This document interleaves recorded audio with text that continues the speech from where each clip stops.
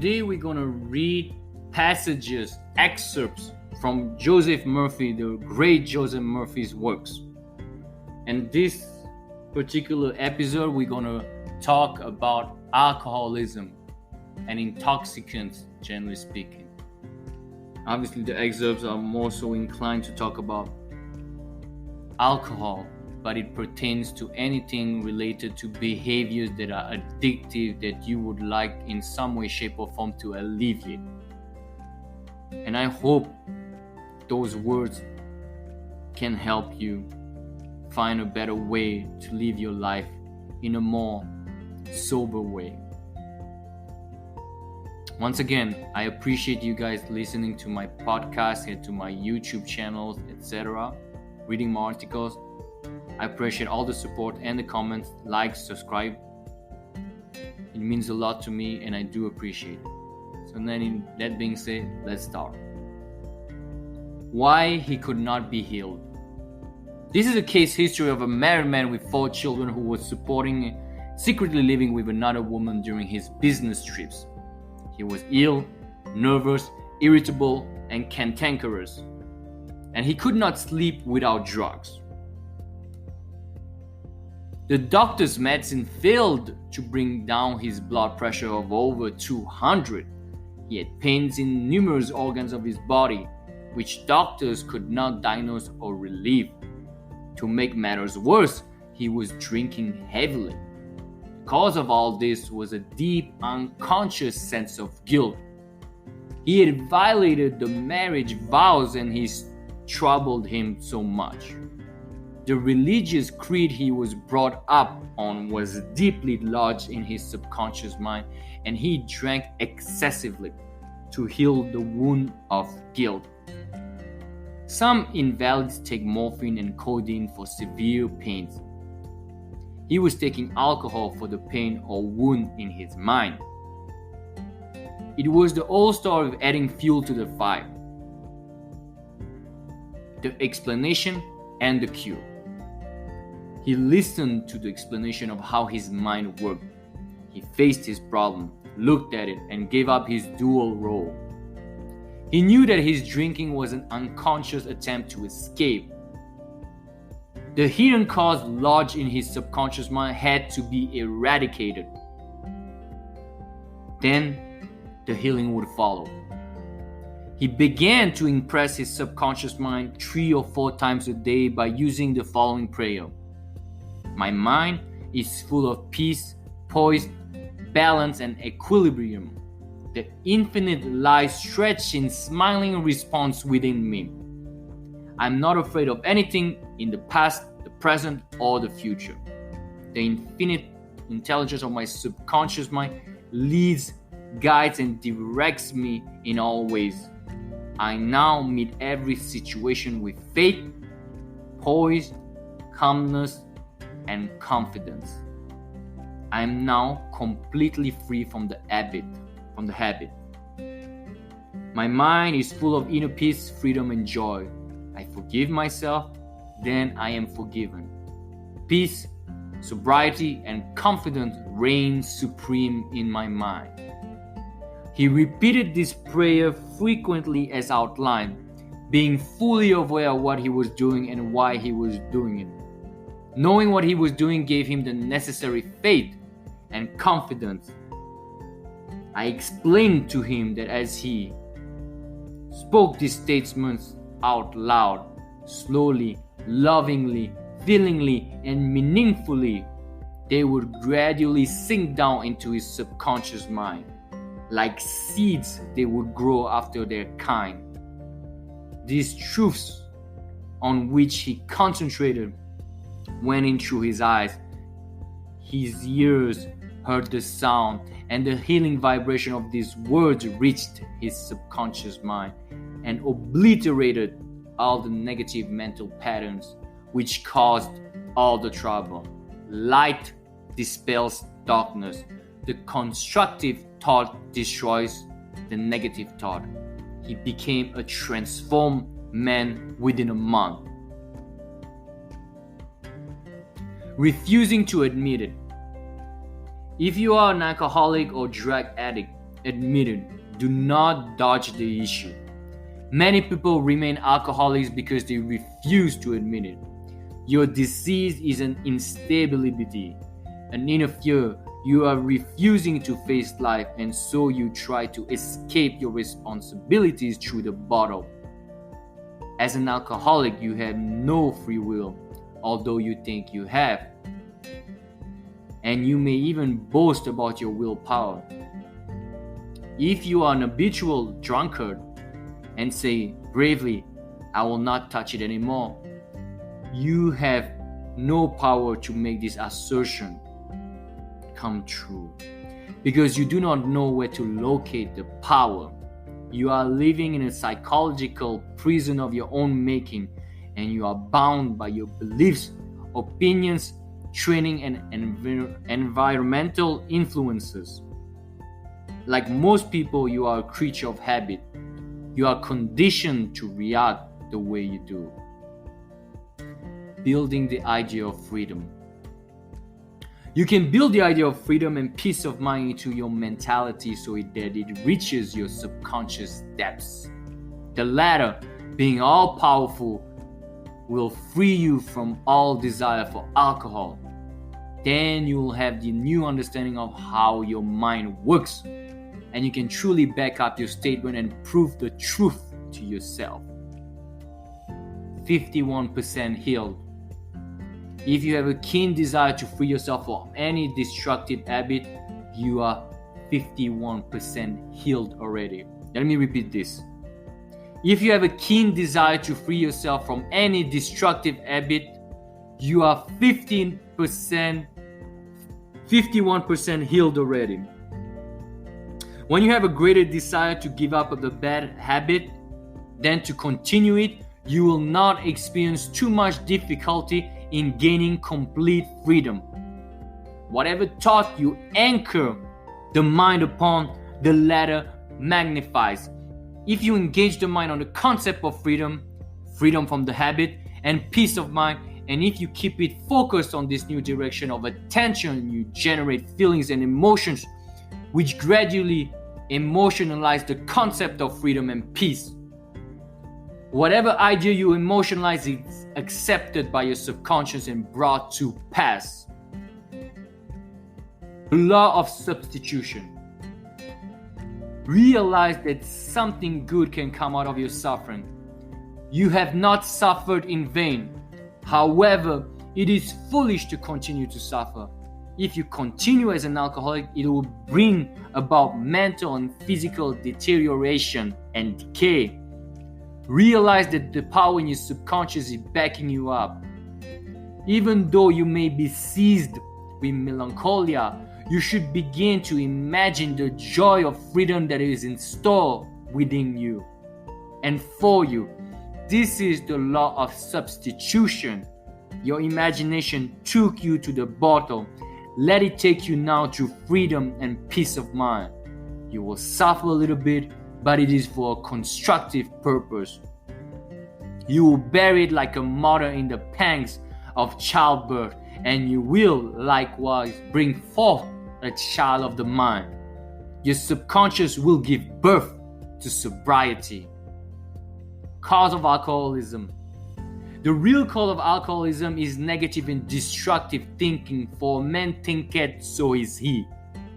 The alcoholic has a deep sense of inferiority, inadequacy, defeat, and frustration, usually accompanied by a deeper inner hostility. He has countless alibis as to his reason for drinking, but the sole reason in his thought life. 3 magic steps. The first step: get still, quiet the wheels of the mind, enter into a sleepy, drowsy state. In this relaxed, peaceful, receptive state, you are preparing for the second step. The second step: take a brief phrase which can readily be graven on the memory and repeat it over and over and over and over again as a lullaby. Use the phrase, "Sobriety and peace of mind are mine now, and I give thanks To prevent the mind from wandering, repeat it aloud and sketch it, pronunciation with the lips and tongue as you say it mentally. This helps its entry into the subconscious mind. Do this for 5 minutes or more. You will find a deep emotional response.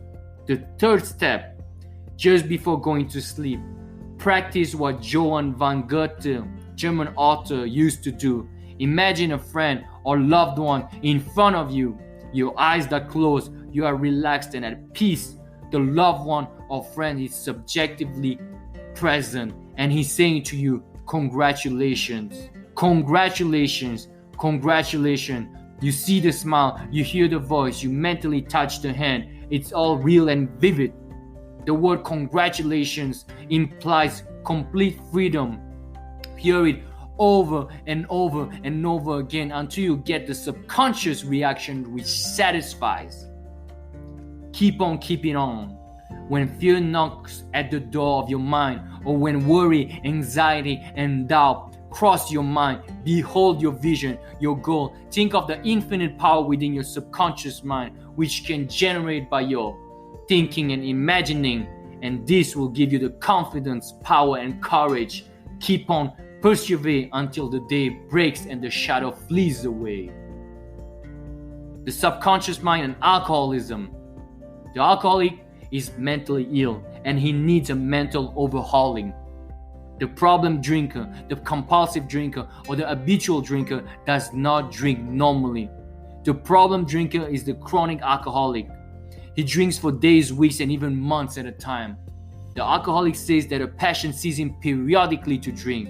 He is a victim of habit because the acts leading to intoxication have been repeated so often he has established a subjective pattern in his subconscious mind. Because the alcoholic has already yielded to his craving, he fears that he will yield once more. This contributes to his repeated falls due to the suggestion given to his subconscious mind. It is his imagination which causes the alcoholic to return to drinking intermittently. The images which has been impressed on his subconscious mind begin to bear fruit. He imagines a drinking bout in which glasses are filled and drained. Then he imagines the following sense of ease and enjoyment, a feeling of relaxation. If he lets his imagination run wild, he will go to the bar and buy a bottle. The drinker uses effort and willpower to overcome the habit or cause, as he calls it.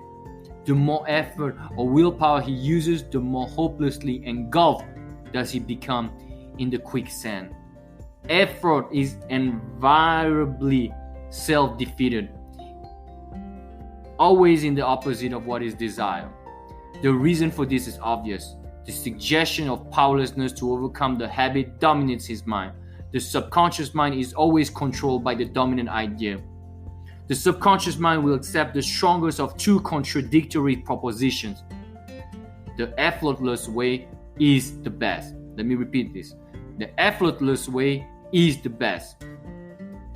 The first drink starts the alcoholic off. This is due to a subconscious tendency of urge established through habit. There is a law of reversed effort which was explained by the French School of Therapeutics in 1910.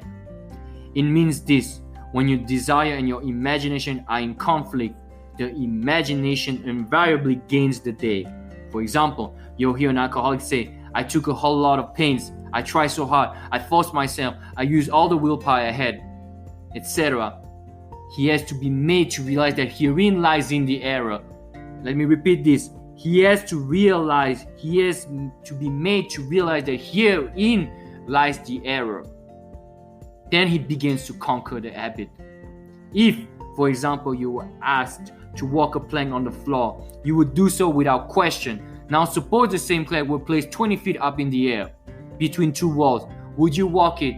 Your desire to walk it would be counteracted by your imagination, your fear of falling. The dominant idea would conquer. Your desire, will, or effort to walk would be reversed, and the dominant idea of failure would be reinforced. If a man says, I want to give up alcohol, but I cannot, he may wish to give up, but the harder he tries, the less he is able. Never try to compel the subconscious mind to accept your idea by exercising willpower. Let me repeat this. Never try to compel the subconscious mind to accept your idea by exercising willpower. Such attempts are doomed to failure. The subconscious mind accepts the dominant of two contradictory statements. It is like the man who is poverty-stricken saying, "I'm wealthy." In most instances, his statement makes him poor. The simple reason for this is that the belief in poverty is much greater than his belief in abundance. So, he is suggesting more light to himself each time he makes the statement. This illustrates the law of reversed effort. In other words, the opposite result from that of which was intended follows. In using the subconscious to heal alcoholism, you must engage its cooperation. Let me repeat this. In using the subconscious to heal alcoholism or any addiction, you must engage its cooperation. The subconscious mind will accept your feeling, your belief, or your conviction. The alcoholic avoids the conflict which arises in his mind by using the sleeping technique. By entering into a sleepy, drowsy state, effort is reduced to a minimum. The conscious mind is submerged to a greater extent when it is a sleepy state. The best time to impregnate the subconscious mind, as the French doctor pointed out in 1910, is prior to sleep. The reason for this is that the highest degree of outcropping of the subconscious occurs just prior to sleep and just after we awaken.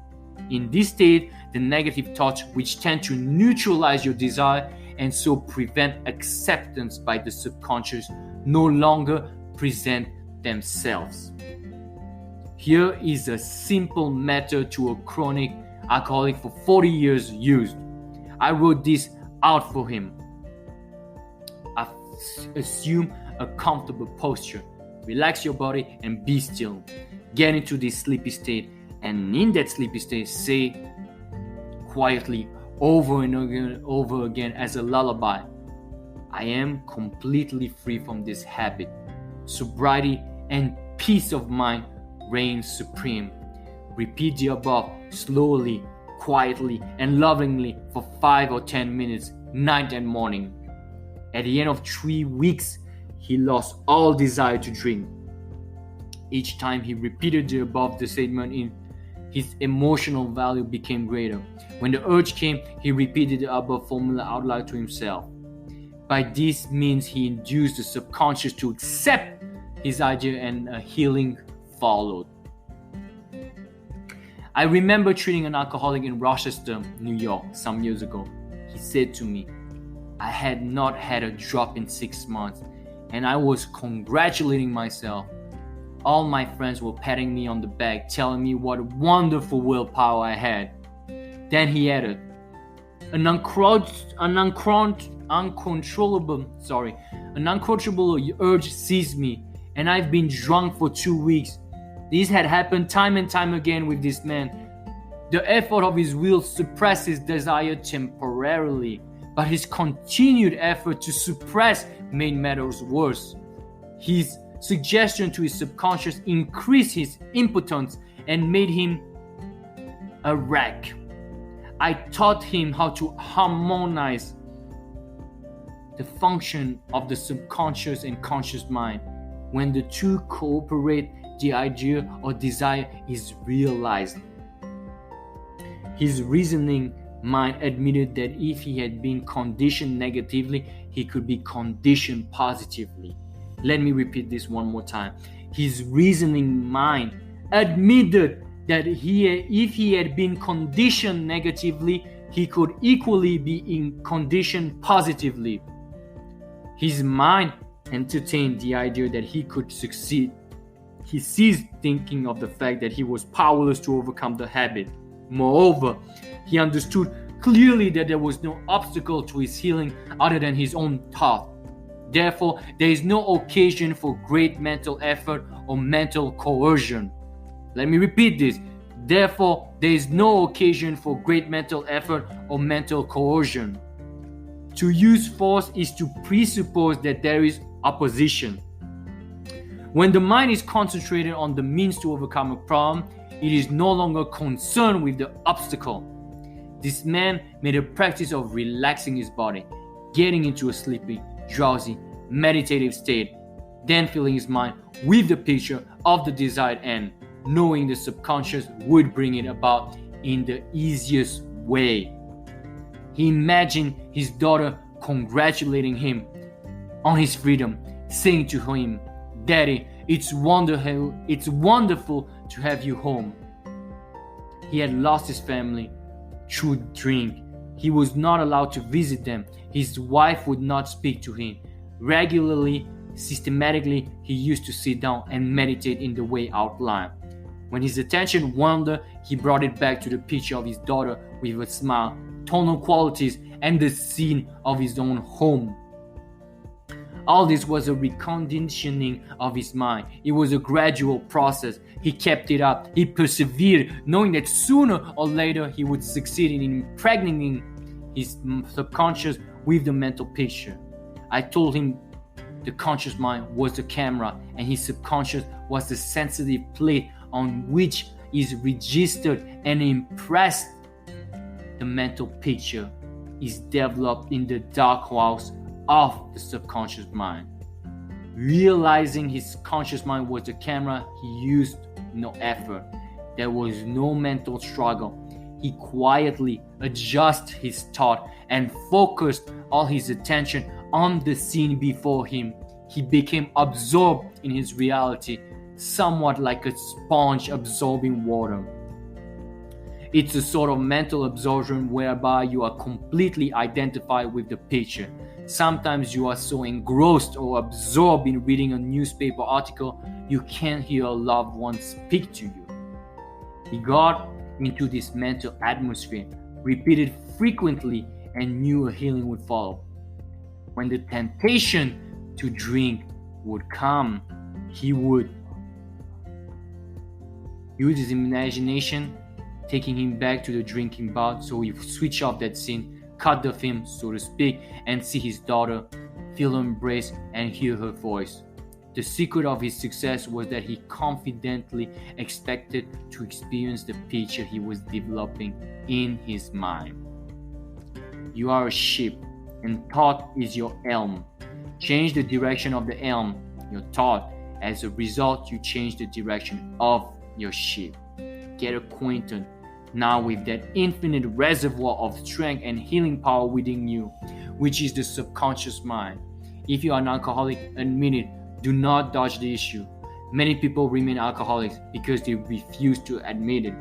Your desire is an instability, an inner fear. You are refusing to face life, and so you try to escape your responsibilities through the bottle.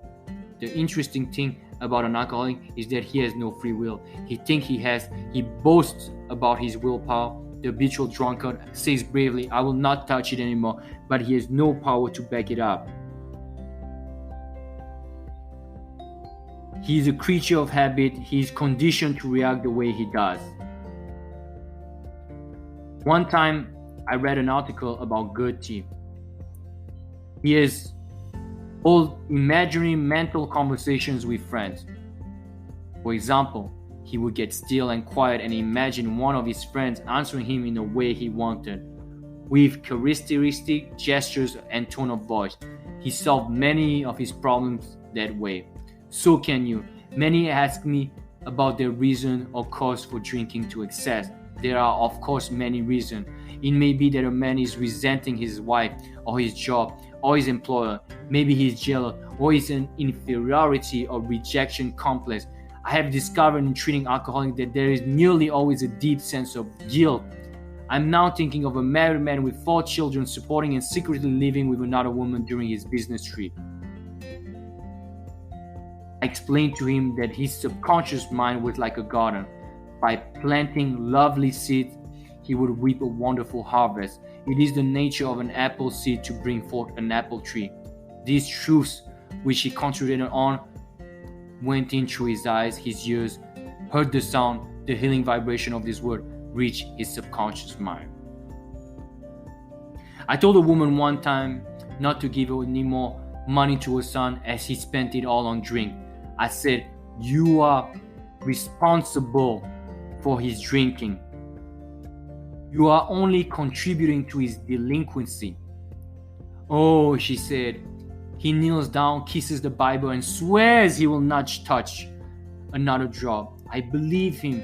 Then I give him the money. He seems so penitent, remorseful, and so full of condemnation of himself for the way he acted that I think he means it. I explained to her that these were idle statements on the part of her son and really meant nothing. Under no circumstances should she give him any more money. I spent some time with her explaining that the boy had no free will, but was just boasting about his willpower to give up drinking. His statements and oaths that he would never touch it anymore were meaningless, as he had no power to back them up. In other words, he did not know where the power was, nor how to locate it. She brought him to see me. He came rather reluctantly, making the usual statements that he was not an alcoholic. I told him to stop this shit, stop this nonsense, admit it openly and not dodge it. That is the first step in healing. Many remain alcoholics because they refuse to admit it. This boy was condemning himself, saying, I'm no good. Alcohol took him into a world of temporary illusion where his morbid imagination, he was king for a day. This gave him a false sense of confidence and a temporary sense of self-sufficiency. He admitted that he took one drink, he lost all control, and drank until he felt unconscious. The reason for this is obvious. His mental control was rendered null and void due to the subconscious pattern engraved on his mind over a long period of time. It is like a track which the train moves. He had established a mental track in his mind which ran images of drinking bouts, of glasses filled. Images associated with feeling of enjoyment and success. Man is bound by his beliefs, opinions, training, and environmental influences. He is conditioned to react the way he does. Life is forever seeking to express itself through man. The desire for true place, peace of mind, abundance, and security are cosmic urges within all men. There is a law of mind which, when understood, enables man to realize his cherished desires. This, the cause of all confusion, strife, and problem in the world is man's failure to realize his heart desires. Show man the power of his own subconscious mind. Tell him that he will imagine the end, feel it subjectively, and remain faithful to his ideal. The subconscious will bring it to pass. People who try and subconscious mind tell him that he would imagine the end. There is nothing about the following technique. It is, as a no man, the most ancient wisdom available. As a man imagines and feels, so is he. Alcoholism is a threat to humankind. And the human mind talks about alcoholism and addictions to intoxicants need to have a bigger platform. I'm not only talking about the junkies and the hardcore addicts. Intoxicants serve as an escape and a buffer to so many people. You see it every day in every walk of life. You might think they look normal, act normal, but their default mode is being intoxicated from the moment they wake up till the end of the day, when they fall asleep. I, myself, quit drinking many years ago. I spent 3 months in a meditation center, and after that, I was done. It's hard to remember because it was such a long time ago, but I just did not feel like drinking anymore. And I used to love drinking so much. It was just so much fun. But I think deep down, I just could not accept that I needed this to actually be a person that enjoys life. These intoxicants give you blind spots to the world you don't want to face. But the problem is that you can't stay long. You can't stay too long without having to face the consequences on your body, your health, your relationship, or work. So guys, do yourself a favor. and hope you enjoy those words. Cheers.